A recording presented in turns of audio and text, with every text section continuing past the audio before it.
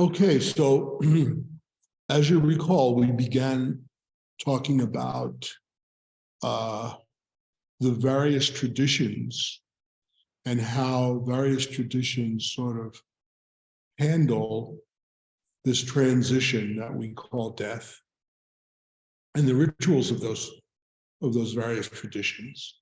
And Philip talked last week about the Semitic tradition, and specifically the Jewish part of the Semitic tradition and those rituals, right?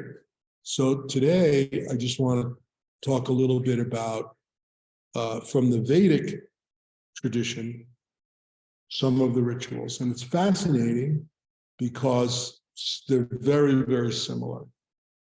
And just as an overview, when we say Semitic and Vedic, when we say Semitic, we really mean from the tradition of Shem, who was one, as those of you who study the Bible know, the good son of Noah, right? So that covers mostly the traditions of the Middle East, right? Jewish mainly. The Kabbalah is what I've studied and what I pass on, and also can be considered Islam and different connectors of Islam, like Sufism and so forth, right? So those traditions Philip touched on through the branch of Judaism last meeting. The Vedic tradition is that which comes from the Far East. And coming from the Far East, the oldest religion, according to most historians, is Hinduism. So Judaism is the oldest monotheistic religion, and the oldest religion itself is Hinduism. So Hinduism gave birth to Buddhism, for example, just like Judaism gave birth to Christianity. So we say the Judeo-Christian sort of umbrella. And the Christian religion is the most populated religion. It's the largest religion in the world, right, in billions. And it came out of Judaism because it's based on Christ and Christ's teachings, and that's where the Christian comes from. And no one has any question as to whether the fact that Jesus was Jewish, he was Jewish, and it says so in the Gospels, right? So he was likely never called Jesus. His name was likely Yehoshua or Yeshua for short. So these traditions are the oldest traditions, and they've withstood the test of time, right? But it's very interesting how from the Vedic side in the Far East, there's these traditions that are similar and almost exactly the same as the Semitic traditions from the Middle East. And there's no way to really figure that out. You could say knowledge is structured in consciousness. So these things come from consciousness. So a person on one continent experiencing pure consciousness, the expression of that pure consciousness is going to be the same or similar in context to someone feeling that same expression of pure consciousness on another continent. Because Ein Sof, or pure consciousness, the divine, is the same always. Its essence is always the same, and its essence is in all of the relative spheres. But before I get into the Vedic tradition and the similarities, I just want to point out one in this ritual, the death ritual, that is one that is different. And that is, in the Vedic tradition, it's the most common thing to do with the body is cremation. So if you're a Hindu or even a Buddhist and you die, chances are you're going to be cremated, right? In the Semitic tradition, whether it's Islam or Judaism or even Christianity, it's less likely that you're going to be cremated. So here at Unifying Meditation Institute, we don't make any judgment on which is better or which is worse. Yes, the Kabbalistic tradition comes from this line of consciousness of Judaism. So that's just simply because that's what I studied, and I'm the founder of UMI, do most of its teaching, right? It's not a suggestion that I know or think that these traditions that Philip was talking about are any better than the Hindu traditions. Of course, we don't know. To suggest that we know is hubris, in my opinion. So, having laid that out, it's also necessary to say that when we're talking about Hinduism, or we're talking about Judaism or Buddhism, there are so many branches with different sort of ways to express the art of living and the art of dying, and rituals, that we could never cover them in these brief classes. So we're just talking about sort of the things that are unified strains of the rituals in Judaism, like Philip did last week, and like I'm doing in the Vedic tradition today. So they might not hold true in every branch of Buddhism or Hinduism, right? Like that.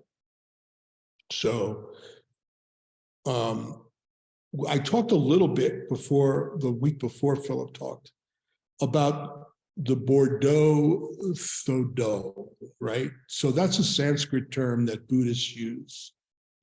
And Bordeaux, B-O-R-D-O, right, is about this sort of like transitionary period that the soul goes through as it's leaving the body.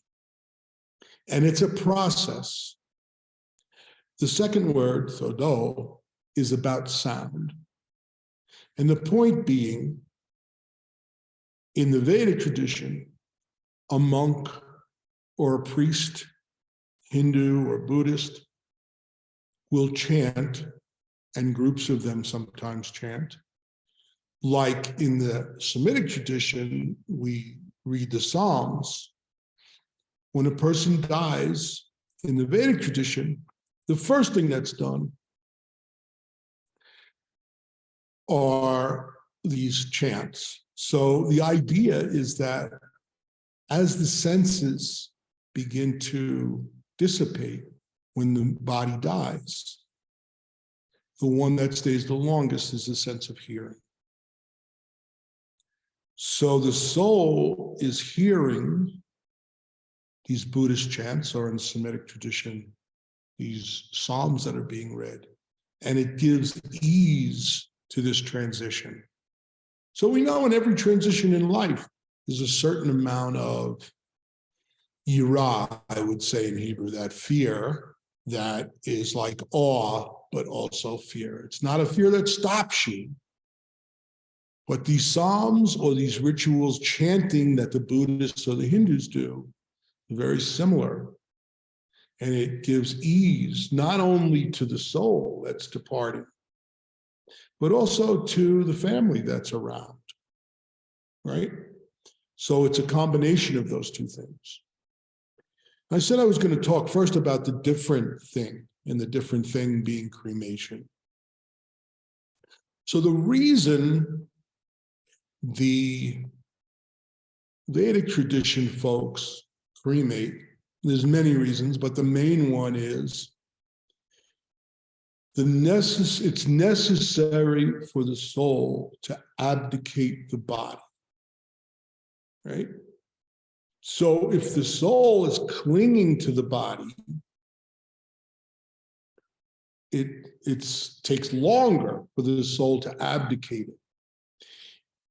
And that's why cremation is recommended. Actually, and very interestingly, with enlightened gurus and yogis, they don't always cremate them.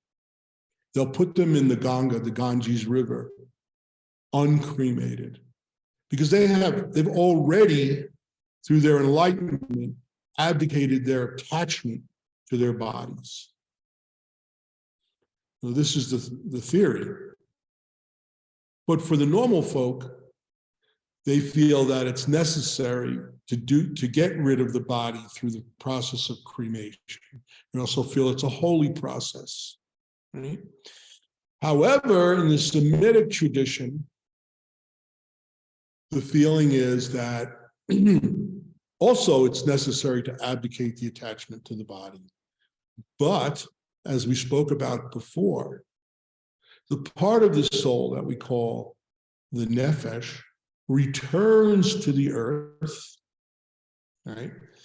And a piece of the physical body in the nephesh remains. And there are some branches in the Semitic tradition that believe in a resurrection of the body in the time of enlightenment, that Christians would call, I believe, what is that time called? When Jesus comes back and everything is good. The millennium, right? So this happens and the bodies are raised through a spiritual awakening. So that's part of the Semitic tradition, but not necessarily the main part of it. A lot of Kabbalists believe in that, and then many believe that no, there's no resurrection of the body, but the soul is still attached to the body, and a piece of the soul, that nefesh, where the neshima or chaya or yichada is free and goes through the transformation into higher consciousness. So those are differences. But similarly, so in the Vedic tradition, the person dies. And like in the Semitic tradition, there's no lengthy period with the body. 24 to 48 hours is used for a reverence to the body. It's called in Sanskrit sada, which really means sort of like honoring the body or a reverence to the body and the person's life. And that's usually done at the home. It was like the beginning of sitting of Shiva in the Jewish tradition. So the body's taken home for 24 to 48 hours. There's the chanting and the revering of the body, sada, and it's a beautiful ceremony, and the body is washed, and there are flowers, and it's really very touching. You could probably view some on YouTube. And then within the 48-hour period, there's cremation. And then there's 10 days that are very similar to the 7 days of sitting Shiva, where the family and close friends mourn and sit together and comfort each other and say and sing things like we would consider songs in Sanskrit, as the body gets used to, as the soul gets used to leaving the body. But during that after that 48-hour period, the body is cremated. And then after the 10 days, there is a 30-day period, just like in Judaism, where there is special prayers done, and there is a feeling of reverence towards that person's soul and taking care of the family in India, just as it would be in Israel. And then in 1 year, just like in Israel, there is a memorial for that soul. So it's almost the same, and the intention is clearly the same. So the intention is for the smooth transition, crossing that border into a higher consciousness, into a higher existence. as well as the softening of the departure of this incarnation of that soul for the families. So when we talk about Sangha, which is community, it's critically important in our spiritual path that we have one. In Hebrew, Kaila Kodeshah. So you can create your own. We have one here as meditators and so forth. You can have one as a family and create your own traditions.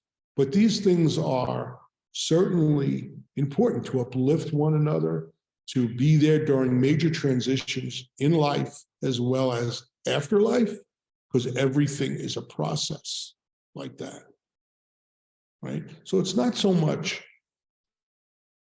religion or isms, it's a community of people who are committed to uplifting one another through these transitions. That's really important, right?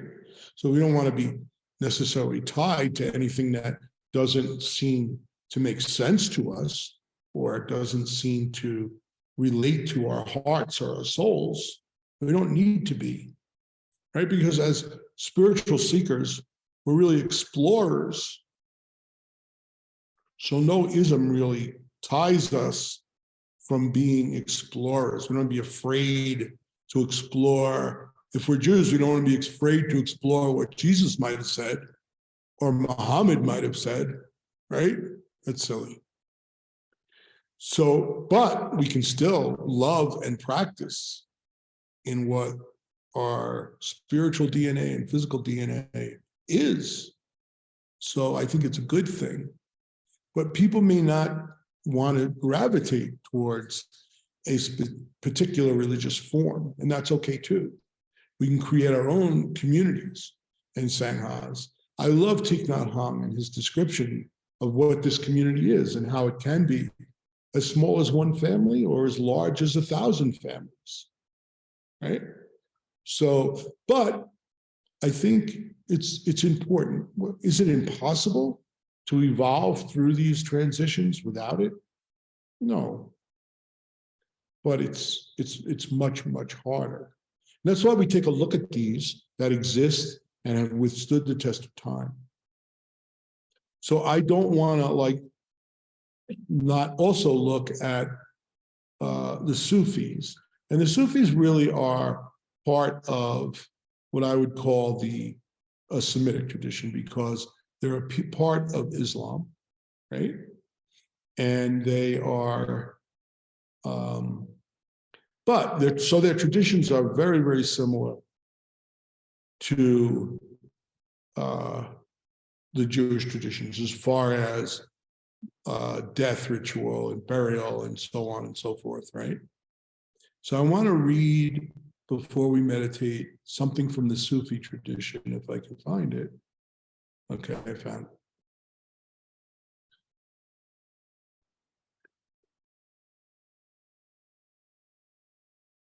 it. Okay. This is from, it's called The Sufi Approach to Death, Salman Savi's presentation to the Next Century Foundation on October 20th, 2020. And he reads a poem from Rumi, but I just want to go to his comment on it. In this poem, Rumi refers to the concept of different manifestations of being. There are stages before life in this world.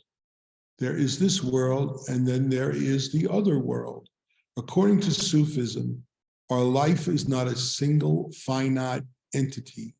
It is composed of many chapters or levels, and in essence, we are eternal beings connected to a unified whole. Clearly, this is what we teach here and teach over and over again. Essentially, there is no death. Each death is an introduction to the next chapter or level. This approach is based on the Sufi understanding of existence or being and the origin of that being.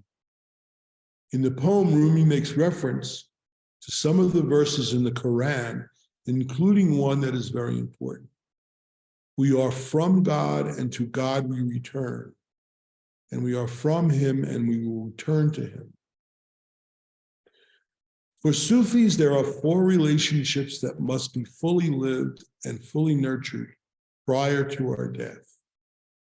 These relationships are to the self, to society, to nature, and to the sacred supernature that has different names, traditions, but in Islam is called Allah. Sufi teaches that we need to have a just and constructive relationship with all 4 of these components in our earthly existence. There is a very deep connection between how we live before we die and how we will live after it. In the Vedic tradition, reincarnation is prominent, right? And in the Semitic tradition, it's not prominent, but it's in the mystical teachings of the Semitic tradition, unavoidably. So if you look anywhere below the surface, the holy teachings from the Near East, reincarnation is there. So the idea is simply that until nirvana, until enlightenment, until the awakening of the divine within us, we come back for repair. Our souls need to be repaired to be awakened, right? Because we live sometimes in the shadow of illusion, right? So it's like a shadow world because we're stuck in our illusions. But we keep dipping the cloth, we keep drilling like Abraham, Isaac, and Jacob through the klipot of illusion, and the light of truth, of reality, begins to shine. When it fully shines, there's no need for reincarnation. Funny story, I was in a meeting with Maharishi and there was like 500 people. And people we were in Spain, and people from the media were there. It was like an open meeting for the town. And someone came up to the microphone and said, you know, they're very Christian, and they were like sort of picking on the fact that he was a Hindu, and he didn't really want to teach religion. He wanted to teach meditation. But anyway, one reporter said, Maharishi, do you believe in reincarnation? Because here we're Christians and we don't believe in reincarnation. So Maharishi said, oh, reincarnation is for the ignorant. So later, afterward, and that guy was like stunned that he said that. But afterward, we had a private meeting and he said, Maharishi, what do you mean by that? Like talking about reincarnation with us.